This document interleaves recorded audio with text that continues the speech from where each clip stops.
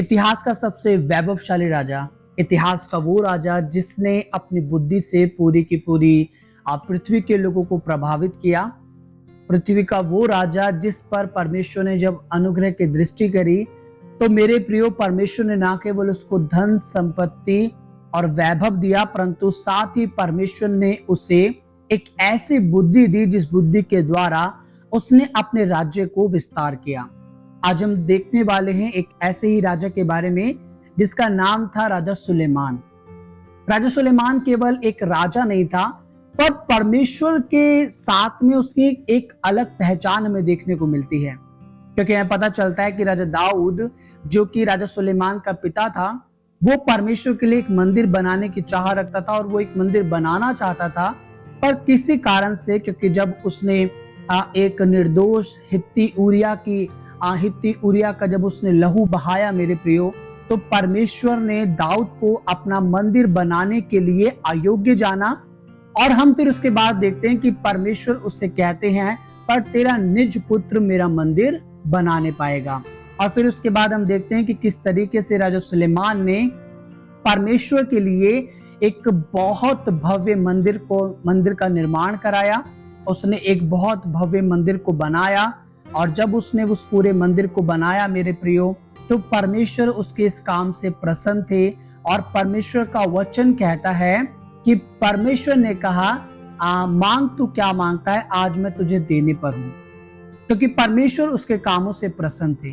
तो राजा दाऊद कहता है कि मैं चाहता हूं कि तू मुझे बुद्धि और एक ऐसा ज्ञान दे जिसके द्वारा मैं तेरी प्रजा को चला सकूं, तेरी प्रजा का न्याय कर सकूं। सो परमेश्वर ने उससे एक बात कही कि तूने केवल बुद्धि मांगी है, वो भी इसलिए कि तू मेरी प्रजा इज़राइल को चरा सके, उसको आगे लेकर के चल सके।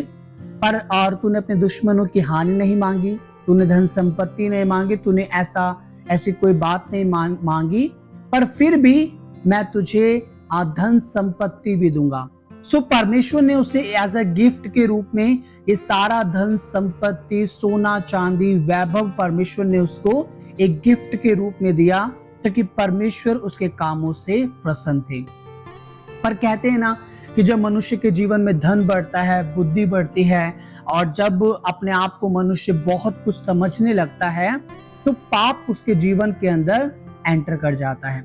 एक इतना बुद्धिमान राजा कि जब उसने सारी चीजों को बनाया, तो परमेश्वर की मंदिर की वेदी के पास जाकर वो क्या प्रार्थना करता है, मैं आपके लिए पढ़ना चाहूंगा। और उसके बाद उसने परमेश्वर के लिए क्या किया वो भी मैं आपके लिए पढ़ूंगा। पर सर्वप्रथम मैं पढ़ूंगा कि कैसे उसने परमेश्वर की वेदी के पास जाकर परमेश्वर से प्रार्थना करी। जब मंदिर बन रहा था, जब वेदी वहां पर स्थापित की गई परमेश्वर के लिए, तो उसने उस पवित्र वेदी के पास जाकर परमेश्वर से क्या प्रार्थना करी। तो ये प्रार्थना में देखने को मिलती है पहला राजाओं की किताब उसके 8 अध्याय के 22 वचन में। यहाँ पे सुलेमान कहता, तब सुलेमान इज़राइल की पूरी सभा के देखते यहोवा की वेदी के सामने खड़ा हुआ और अपने हाथ स्वर्ग की ओर फैलाकर कहा, हे यहोवा, हे इज़राइल के परमेश्वर, तेरे समान ना तो ऊपर स्वर्ग में और ना नीचे स्थान पर कोई ईश्वर है, जो दास अपने संपूर्ण मन से अपने को तेरे सम्मुख जानकर चलते हैं, उनके लिए तू अपनी वाचा पूरी करता है और अपनी करुणा करता रहता है। यहाँ पर सुलेमान जब वेदी के पास जाकर ये प्रार्थना करता है, तो वो कहता है, मैं जानता हूं कि स्वर्ग में और पृथ्वी के नीचे तेरे समान कोई ईश्वर नहीं है, कोई भी तेरे समान परमेश्वर नहीं है। और उसके बाद क्या कहता है कि तू अपनी वाचा को सदा के लिए पालता है, तेरी करुणा तेरे लोगों के ऊपर जो तेरा भय मानते हैं हमेशा बनी रहती है। इन बातों को राजा सुलेमान अपने मुख से परमेश्वर की वेदी के सामने प्रार्थना करके कहता है, पर वही व्यक्ति, उसका चाल चलन, उसका स्वभाव पूरी रीति से आगे जाकर के बदल जाता है, क्योंकि परमेश्वर अपने वाचाओं को पूरी करते हैं। परमेश्वर ने उसको ना केवल धन संपत्ति दी, उसको सोना चांदी दिया, उसका नाम बढ़ा, पर साथ ही साथ परमेश्वर ने उसके राज्य को बहुत बढ़ाया। और हमें देखने को मिलता है कि शीबा की रानी भी आकर के उसकी उस वैभव को, उसकी ऐश्वर्य को, उसकी बुद्धि को देखने की चाह रखती थी। और उसके बाद हमें देखने को मिलता है कि कैसे एक राजा, जो बुद्धिमान राजा है, जो राजा सुलेमान है, जिसके बारे में कहा जाता है कि उसने बुद्धि की बहुत सी बातों को कहा और लिखा भी है, जैसे कि हम नीति वचन के अंदर पढ़ते हैं, जो कि राजा सुलेमान के द्वारा लिखा गया। एक ऐसा नीति वचन जिसको पढ़ के बहुत सारे लोग अपने जीवन के अंदर परमेश्वर को देखने पाते हैं। पर वही व्यक्ति जब उसका जीवन परमेश्वर की ओर से भटकता है या परमेश्वर की ओर से जब अलग होता है तो क्या होता है, वो मैं आपके लिए पढ़ूंगा। ये भी मिलता है हमें पहला राजाओं की किताब उसके 11वें अध्याय के पहले वचन में कि किस रीति से वो दूसरे देवी देवताओं के पीछे चलने लगा और कैसे उन स्त्रियों ने जिनसे वो शादी करता चला गया। जब उसके पास धन संपत्ति बढ़ी, वो बहुत सारी शादियां करता चला गया और उसका जीवन पाप में पड़ता चला गया और उसने वो कार्य किया जो परमेश्वर की दृष्टि में बुरा है। यहाँ पे लिखा है 11 अध्याय के पहले वचन में, परंतु राजा सुलेमान फिरौन की बेटी और बहुत सी विजातीय स्त्रियों से जो मोआबी, अमोनी, एदोमी, सिदोनी और हित्ती थी प्रीति करने लगा। वे उन जातियों की थी जिनके विषय में यहोवा ने इज़राइल से कहा था, तुम उनके मध्य में ना जाना और वो तुम्हारे मध्य में ना आने पाए। वो तुम्हारा मन अपने देवता की ओर निस्संदेह फेरेंगी। उन्हीं की प्रीति में सुलेमान लिप्त हो गया। अब देखिए, जो काम परमेश्वर ने करने के लिए इजराइलियों को मना किया था, वही काम इजराइल का राजा सुलेमान करने के लिए बढ़ चला था। उसने क्या करा? उसने उन जातियों की स्त्रियों से शादी कर ली जिन स्त्रियों से शादी करने के लिए परमेश्वर ने विशेष करके उनको मना किया था कि तुम ऐसी इन जातियों की स्त्रियों से शादी मत करना, क्योंकि वो तुम्हारा मन निस्संदेह अपनी देवी देवताओं की ओर फेर देंगी। परमेश्वर जानते थे कि वो जो स्त्रियां हैं वो अपने देवी देवताओं को अपने साथ लाएंगी और वो क्या करेंगे, वो परमेश्वर के लोगों को परमेश्वर से अलग कर देंगे। एग्जैक्टली ऐसे ही होता है। जब आप 11वें अध्याय के आगे जब आप पढ़ेंगे मेरे प्रियो, आपको पता चलेगा वो देवी देवताओं को मानने लगा, उनके लिए वो ऊंचे स्थान बनाने लगा, साथ में वो अपनी फैमिली के साथ में उनकी वर्शिप करने लगा, उनकी पूजा करने लगा। जैसी आराधना विधि उनके देवी देवताओं की थी वो करने लगा। और उसने इज़राइल के अंदर वो काम किया जो कभी भी हम देखते हैं कि कभी भी इस तरीके से कार्य नहीं हुआ। पर क्या हुआ, उसने बहुत से देवी देवताओं को इज़राइल के अंदर एंट्री दे दी। और आपको पता है, जब एक लीडर होकर के कोई गलत काम करता है ना, तो उसका इम्पैक्ट पूरी की पूरी प्रजा पे पड़ता है। यदि आज हमारे चर्च के कोई पास्टर अगर किसी को गलत तरीके से एग्जाम्पल को सेट करेंगे तो पूरी की पूरी कलीसिया उस एग्जाम्पल को एडॉप्ट कर लेगी। एग्जैक्टली सेम हो रहा था वहां पर कि जब राजा सुलेमान इस तरीके से कार्य कर रहा था तो एक प्रजा के ऊपर एक अलग इम्पैक्ट पड़ रहा था, क्योंकि वो एक राजा है, एक लीडर है, वो लीड कर रहा है फ्रंट पे से लोगों को। तो जो पूरी की पूरी प्रजा है, जो पूरी की पूरी वहां पर लोग हैं, वो क्या कर रहे हैं, वो उसको देख करके वो चीजों को समझ रहे हैं और उनको भी ये पाप नहीं लग रहा। क्यों? क्योंकि वो कह रहे हैं कि इतना बुद्धिमान राजा सुलेमान, जिसको परमेश्वर ने दर्शन दिया, जो परमेश्वर के सम्मुख खड़े होकर के कह रहा था कि तेरे समान कोई ईश्वर नहीं है, पर अब क्या हो रहे हैं, उसके जीवन में बहुत सारे ईश्वर उत्पन्न हो रहे हैं। और उसके बाद आगे लिखा है, उसकी 700 रानियां और 300 रखेलियां हो गई। आप सोचिए कि उसके 700 रानियां थी और 300 उसकी कॉन्क्यूबाइन थी, यानी कि रखेलियां थी। और उसके बाद लिखा, और उसकी इन स्त्रियों ने उसका मन बहका दिया। और इन स्त्रियों ने क्या करा, उसका मन पूरी रीति से परमेश्वर से बहका दिया। समय नहीं लगा उसकी उस बुद्धिमता को, उसके ज्ञान को, उसके धन को, उसके वैभव को, उसके राज्य को गिरने में। पता है, यहां पर एक बात हमें बहुत महत्वपूर्ण देखने को मिलती है कि परमेश्वर के साथ जब हमारा रिश्ता अच्छा नहीं होता, चाहे हम पे कितना भी धन संपत्ति हो, कितनी भी बुद्धि हो, कितना भी कुछ क्यों ना हो, वो सब कुछ हमारे हाथों से बिखर जाता है। परमेश्वर के लोगों, आज हमें ये बात समझने की बहुत जरूरत है कि हमें परमेश्वर के वचन के साथ वफादार रहना है।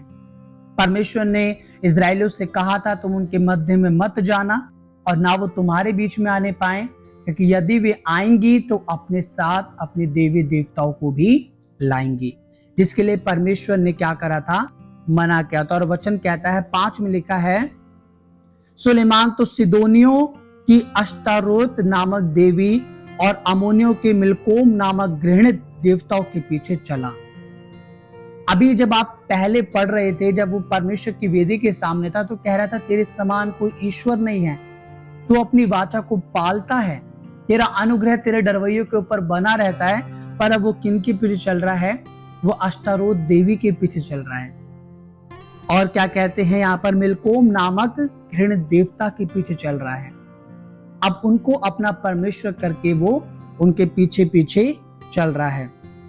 और उसके बाद क्या होता है, उसके बाद हम जानते हैं कि परमेश्वर का क्रोध उसके ऊपर भड़कता है। और परमेश्वर क्या वचन क्या कहता है, परमेश्वर उसके जीवन में कहता है, इसलिए यहोवा ने सुलेमान से कहा, तुझसे जो ऐसा काम हुआ है और मेरी बंधाई हुई वाचा और दी हुई विधि तूने पूरी नहीं की, इस कारण मैं राज्य को निश्चित तुझसे छीन कर तेरे एक कर्मचारी को दे दूंगा, तो भी तेरे पिता दाऊद के कारण तेरे दिनों में ऐसा ना करूंगा, परंतु तेरे पुत्र के हाथ से तेरा राज्य छीन लूंगा। फिर भी मैं पूर्ण राज्य तो ना छीन लूंगा, परंतु अपने दास दाऊद के कारण और अपने चुने हुए यरूशलेम के कारण मैं तेरे पुत्र के हाथ में एक गोत्र छोड़ दूंगा।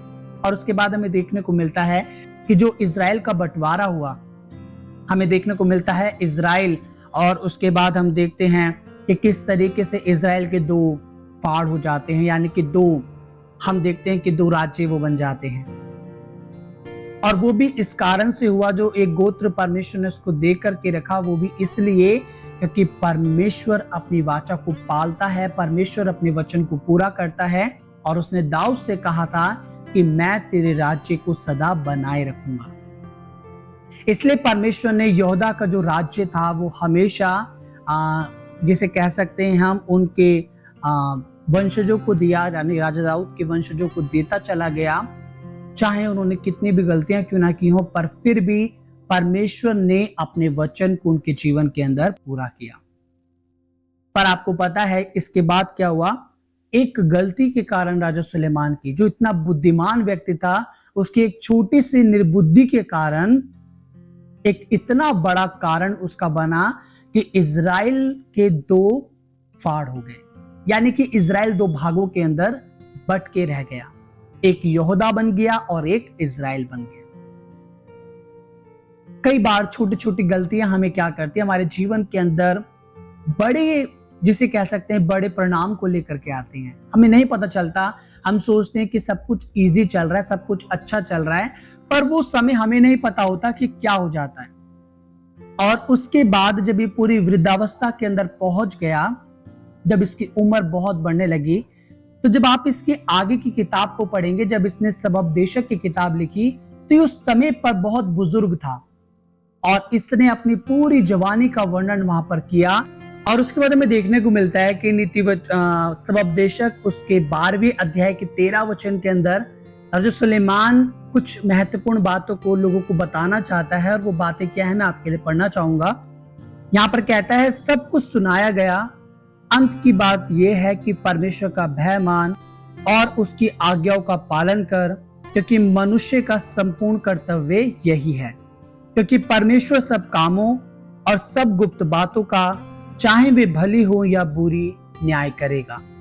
सुलेमान यहां बताना चाहता है लोगों को कि परमेश्वर की आज्ञाओं का पालन करना, क्योंकि वो नहीं कर पाया, इसलिए वो लोगों को बताना चाहता है कि आप हमेशा परमेश्वर की आज्ञाओं का पालन करें, क्योंकि मनुष्य का संपूर्ण कर्तव्य यही है।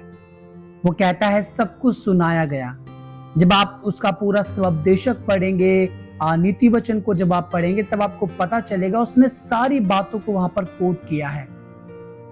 उसने धन संपत्ति के बारे में वहां पर बात की है, उसने रिलेशनशिप के बारे में वहां पर बात की है, उसने हर एक डिजायर के बारे में वहां पर बात की है, हर एक इच्छाओं के बारे में बात की है।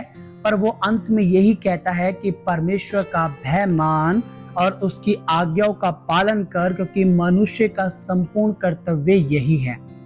और उसके बाद एक और महत्वपूर्ण बात कहता है, क्योंकि परमेश्वर सब गुप्त बातों का, चाहे वो गुप्त में है या फिर छुपी हुई बातें हैं, वो सब बातों का, चाहे वो भली हैं या बुरी हैं, परमेश्वर उन बातों का न्याय करेगा। आप देख सकते हैं जब राजा सुलेमान की आप इस पूरी की पूरी जर्नी को जब आप देखते हैं, उसकी शुरुआत होती है परमेश्वर के साथ, परमेश्वर के भय के साथ, परमेश्वर के एक बड़े भव्य मंदिर के साथ में उसके राज्य की शुरुआत होती है। परमेश्वर उसको बहुत बढ़ाते हैं, फलवंत करते हैं, सोना चांदी वैभव ऐश्वर्य सब कुछ उसको प्राप्त होता है। पर एट द एंड उसके जीवन में क्या होता है कि कुछ कामों के कारण वो परमेश्वर की उस मार्ग से भटक जाता है। हम लोग भी कई बार परमेश्वर जब हमें बहुतायत से बढ़ाते हैं, आशीषित करते हैं, हम भटकते हैं। हमारा जीवन भी परमेश्वर से बहुत दूर होता है, अक्सर होता है, कई बार होता है। और जब ऐसा होता है मेरे प्रियो, तो हमारे जीवन के अंदर गिरावट आती है। आप देख सकते हैं कि जब सुलेमान परमेश्वर के मार्ग से भटका या परमेश्वर के मार्ग से दूर गया, तो उसने जो गलतियां करी उसकी सजा भी उसको मिली, और वो सजा बहुत भारी थी, क्योंकि इजराइल दो जगहों पर बट करके रह गया। आप जब परमेश्वर के साथ चलते हैं, बड़ी ही ईमानदारी के साथ आप चलें, पूरी वफादारी के साथ आप चलते रहें, और आप हमेशा परमेश्वर से एक बात को कहें कि जैसे परमेश्वर आपके साथ वफादार है, आप भी परमेश्वर के साथ वफादार बन करके रहें। आप कभी भी किसी और के पीछे ना चलें, पर सदैव ही आप अपने परमेश्वर के पीछे चलते रहें, क्योंकि आपका परमेश्वर ही है जो आपको आशीषित करने वाला परमेश्वर है। आज का ये वचन, आज का ये दिन आपके लिए बहुत आशीष में हो, और आप यूं ही परमेश्वर में बढ़ते जाएं, और प्रभु आपकी सहायता और मदद करे। आमीन।